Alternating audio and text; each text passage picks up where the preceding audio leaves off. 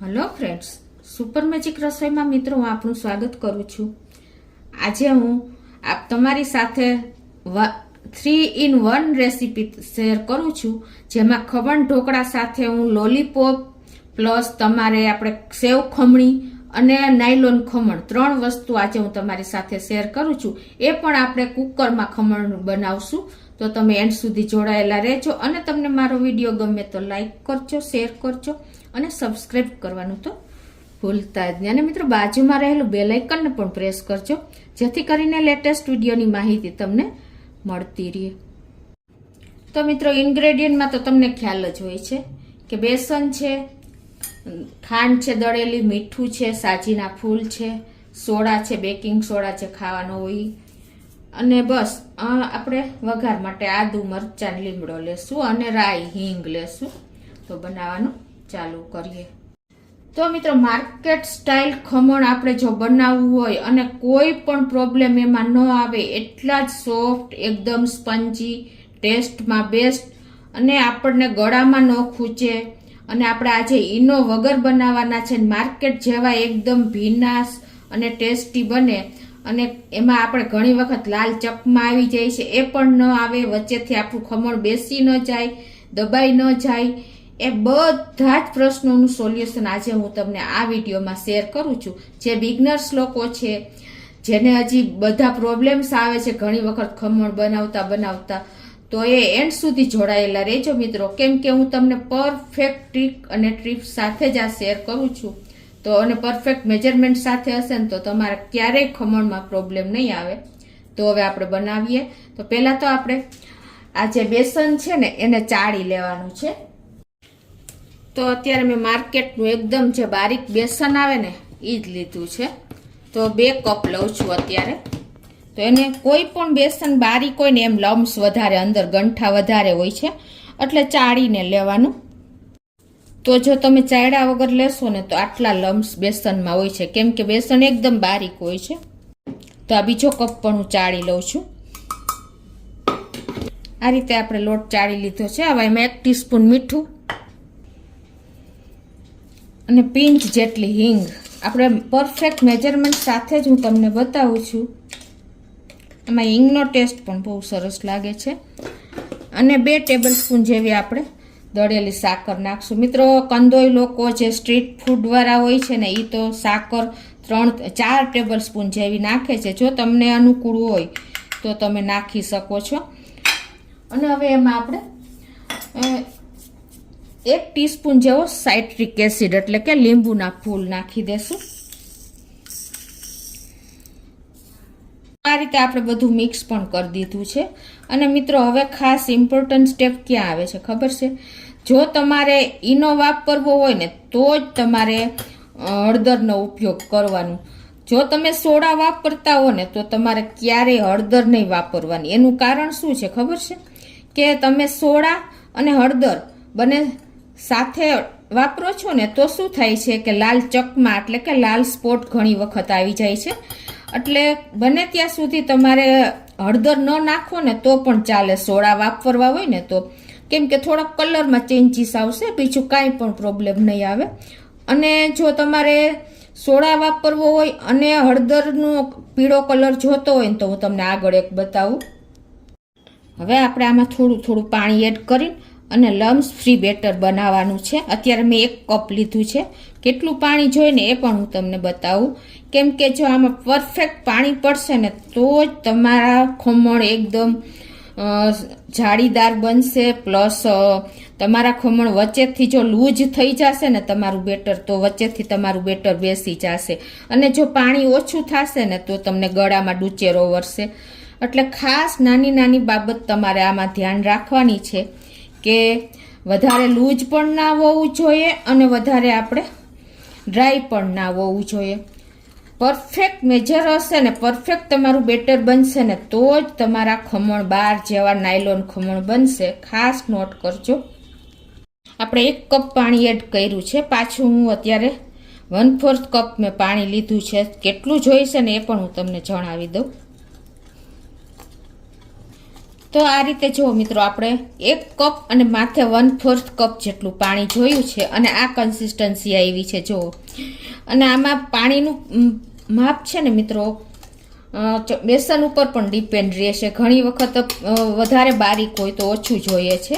એટલે અત્યારે હું પરફેક્ટ મેજરમેન્ટ તમને બતાવું પાણીનું, તો 1/4 કપ જેટલું આપણે પાણી જોયું છે. હવે આપણે 2 ટેબલ સ્પૂન તેલ નાખી દેશું, એટલે આપણે ગળામાં ખમણ ક્યારે ડૂચેરો નહીં વરે અને એકદમ સરસ આપણે અંદરથી સોફ્ટ થશે. મિત્રો પરફેક્ટ મેજરમેન્ટ જ રાખજો. એવું નથી કે વધારે તેલ નાખી તો વધારે સોફ્ટ થાય. વધારે તેલ પડશે ને તો પણ તમારા ખમણ વચ્ચેથી બેસી જશે, અને વધારે લૂઝ હશે ને બેટર તમારું તો પણ તમારા ખમણ વચ્ચેથી સ્ટીમ થતા બેસી જશે, ફૂલશે નહીં. એટલે બધી બાબત તમારે ધ્યાનમાં રાખવાની છે. આ રીતે આપણે તેલ પણ મિક્સ કરી લેશું. મિત્રો કોઈ પણ બેકિંગ આઈટમ છે કે આપણે સ્ટીમ આઈટમ છે, એમાં આપણે પરફેક્ટ મેજરમેન્ટ હોય ને તો એનું રિઝલ્ટ એકદમ બહાર જેવું જ મળશે. અને હવે આપણે મિત્રો આને એક જ ડિરેક્શનમાં ફેટી લેવાનું છે. આપણે શું કરીએ છીએ કે ઘણી વખત આપણા ખમણ બરાબર નથી થતા ને, તો એની પાછળનું રીઝન એ પણ છે કે આપણે મિક્સ કરીને અને મૂકી દઈએ છીએ. પણ આ રીતે તમારે કમસે કમ લાઇટ કલર થાય ને ત્યાં સુધી એક ડિરેક્શનમાં ફેટી લેવાનું છે, તો જ તમારા ખમણ એકદમ ફ્લફી, એકદમ જાળીદાર, સોફ્ટ અને સ્પંજી બને છે.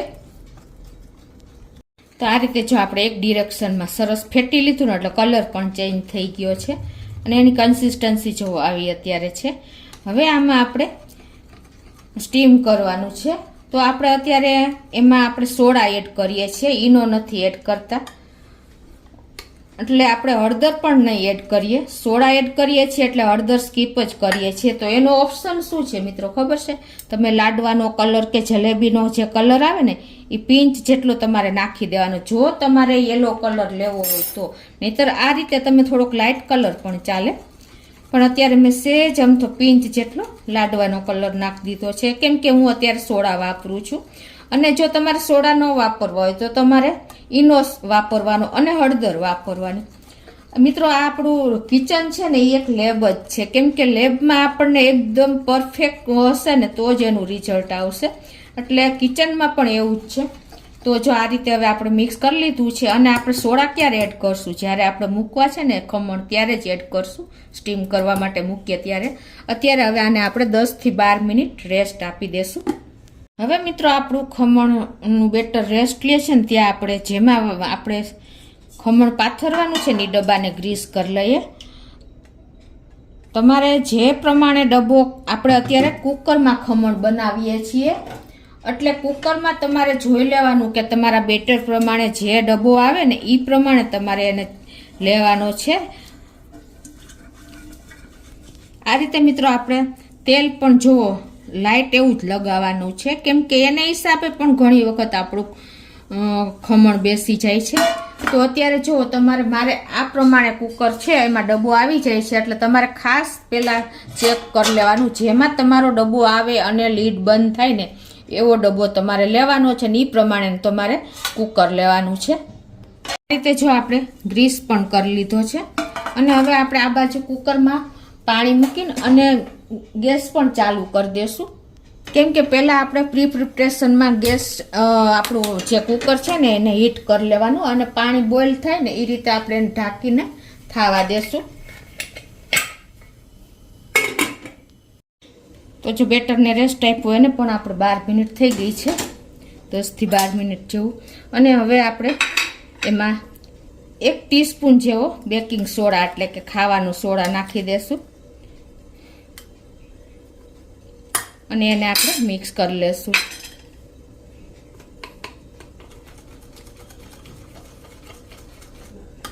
મિત્રો આપણે જ્યારે ખમણ મૂકવાના હોય ને ત્યારે જ સોડા નાખવાનો. આપણે કોઈ પણ આઈટમ, બેકિંગ આઈટમ છે કે સ્ટીમ આઈટમ છે, એમાં આપણે હંમેશા આ રૂલ્સ યાદ રાખવાનો.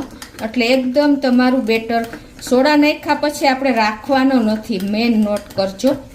આ રીતે જો આપણે એકદમ સરસ મિક્સ થઈ ગયું છે. અને હવે આપણે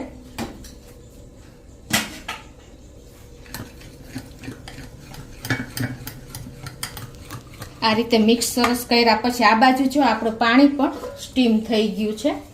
તો એમાં આપણે આ જે ખમણ મૂકવું છે ને બેટર, એમાં જ આપણે મૂકી દેશું ડબ્બો અને સીધું જ આપણે બેટર એમાં નાખી દેશું.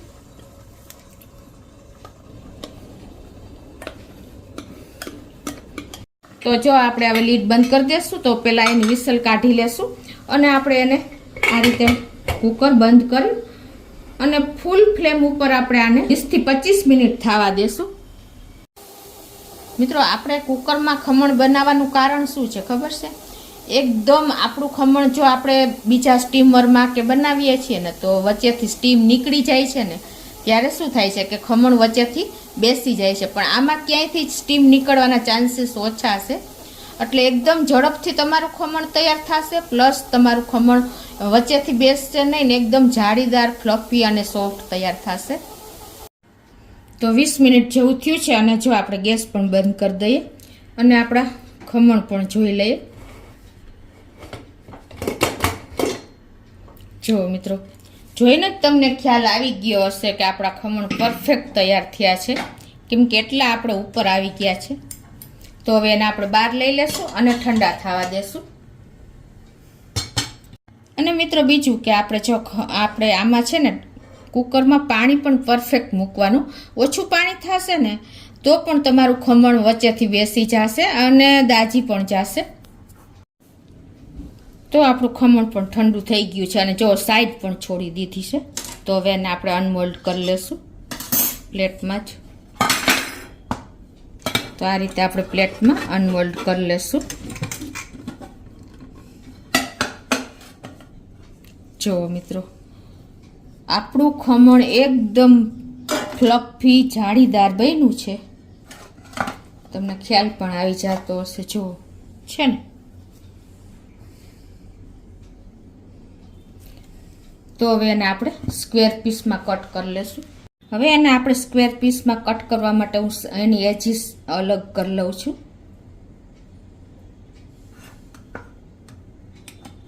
જો ચપ્પુ લાગતા જ તમને ખ્યાલ આવી જતો હશે કે કેટલું ફ્લફી બન્યું છે.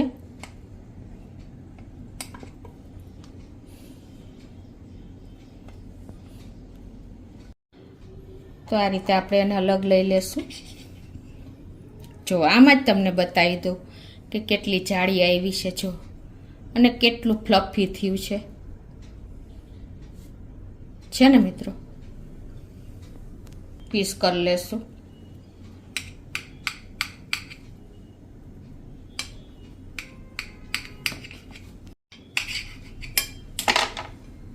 જો આપણે 9 પીસ કર્યા છે અને જો છે ને મિત્રો એકદમ આપણું કાંઈ કહેવા પણ જ નથી. તમે ખાશો ને તો બહારથી લાવ્યા છો કે ઘરનું છે એ જ ખ્યાલ નહીં આવે. હવે આપણે વઘાર કરી લેશું. તો ગેસ ઓન કરી અને આપણે એક પેનમાં 1 ટેબલ સ્પૂન જેવું તેલ મૂકી દેશું. તો હવે આપણું તેલ ગરમ થઈ ગયું છે. 1 ટીસ્પૂન જેવી રાઈ નાખી દેશું. 1/4 ટીસ્પૂન હિંગ નાખી દેશું અને આપણે મરચાં લીધા છે એ પણ નાખી દેશું. ગ્રીન મરચાંને મેં સમારી લીધા છે અને લીમડાના પત્તા મૂકી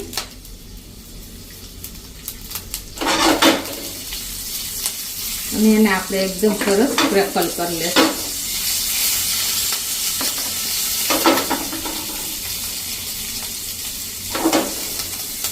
અને હવે આમાં આપણે જેટલો વઘાર કરવો હોય ને એ પ્રમાણે પાણી નાખી દેશું. અત્યારે હું અડધો ગ્લાસ જેવું નાખું છું અને હવે ઉકળવા દેશું. હવે આપણે ટેસ્ટ એકોર્ડિંગ અડધી ટીસ્પૂન જેવું મીઠું પાણીના ભાગનું નાખી દેશું અને તમારે ખાંડ નાખવી તો ખાંડ પણ નાખી શકો છો. અત્યારે હું 1 ટેબલ સ્પૂન જેવી ખાંડ નાખી દઉં છું અને હવે આને આપણે મીડિયમ ફ્લેમ ઉપર જ ઉકળવા દેશું. અને એમાં આપણે અડધા લીંબુનો રસ પણ નાખી દેશું. તો આપણું પાણી પણ ઉકળી ગયું છે. તો હવે આપણે આ વઘારને ખમણ ઉપર મૂકી દેશું. તમારે મિત્રો આ રીતે જો ખમણ તૈયાર કરશો ને તો માર્કેટના તો ભૂલી જશો, પણ તમને પણ ખ્યાલ નહીં આવે કે આપણે બહારથી લીધા છે કે ઘરે બનાવ્યા છે. એટલા સરસ સોફ્ટ જાળીદાર બન્યા છે મિત્રો. તો ઉપરથી આપણે થોડું એવું ખમણ પણ નાખી દેશું ટોપરાનું. તો મિત્રો આપણા એકદમ નાયલોન ખમણ ઢોકળા રેડી છે. તમને ખ્યાલ પણ આવી ગયો હશે કે કેટલા સોફ્ટ થયા છે એ. તો અને આ બાજુ આપણે ખમણમાંથી જ આપણે લોલીપોપ એટલે કે ખમણ લોલીપોપ બનાવી છે. એની ઉપર પણ આપણે સોસ ને ચટણી પોર કરી દેશું, સોસ પોર કરી દેશું. આ રીતે મિત્રો આપણે લોલીપોપ, સ્વીટ લોલીપોપ તો બહુ ખાધી, પણ આ રીતે તમે ખમણ લોલીપોપ તૈયાર કરી શકો છો. ગ્રીન ચટણી છે, સોસ છે, કાંઈ પણ તમારા ટેસ્ટ એકોર્ડિંગ તમે ઉપર નાખી શકો છો.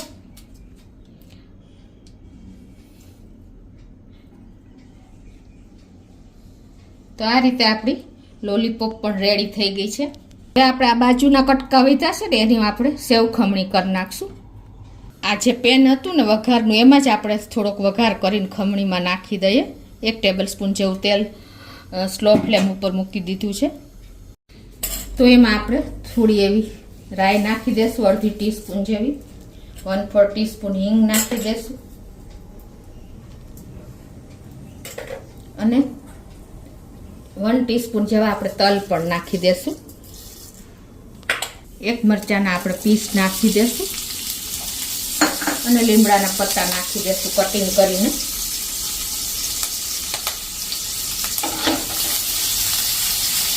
તો મિત્રો આપણો સેવ ખમણીનો વઘાર પણ તૈયાર થઈ ગયો છે. તો એને આપણે આ જે તૈયાર કર્યું છે ને ક્રમ્બલ, એમાં નાખી દેશું.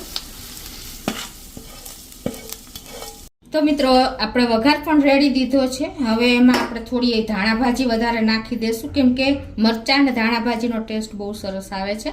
મિત્રો સેવ ખમણી આપણે બહાર લેવા જાય છે, એકદમ હેલ્ધી નથી હોતી, પણ આ રીતે તમે ખમણ બનાવો ને ત્યારે ચોક્કસ તમે આ રીતે સેવ ખમણી પણ થઈ જશે, લોલીપોપ પણ થઈ જશે. ઉપરથી આપણે થોડી એવી સેવ પણ નાખી દેશું મિત્રો. અને આપણે દાડમના દાણા પણ થોડાક મૂકી દેશું. છે ને મિત્રો આપણી મોઢામાં પાણી આવી જાય ને એવી સેવ ખમણી તૈયાર થઈ ગઈ છે. અને આપણે દાડમના દાણા ખમણ ઉપર પણ એક એક મૂકી દેશું આ રીતે. તો મિત્રો આપણે નાયલોન ખમણ, સેવ ખમણી અને ખમણ લોલીપોપ ત્રણેય નાયલોન ખમણમાંથી તૈયાર થઈ ગયા છે. તો 3 in 1 રેસીપી મેં તમારી સાથે શેર કરી છે. તો તમે બધા જ જો આ વિડીયોના સ્ટેપ ફોલો કરશો ને તો તમારું ખમણ બહારથી લઈ આવ્યા હશો ને એથી પણ બેસ્ટ બનશે. તો તમને ચોક્કસ આ વિડીયો ગમશે મિત્રો. ગમે તો લાઈક કરજો, શેર કરજો અને સબસ્ક્રાઈબ કરવાનું તો ભૂલતા જ નહીં.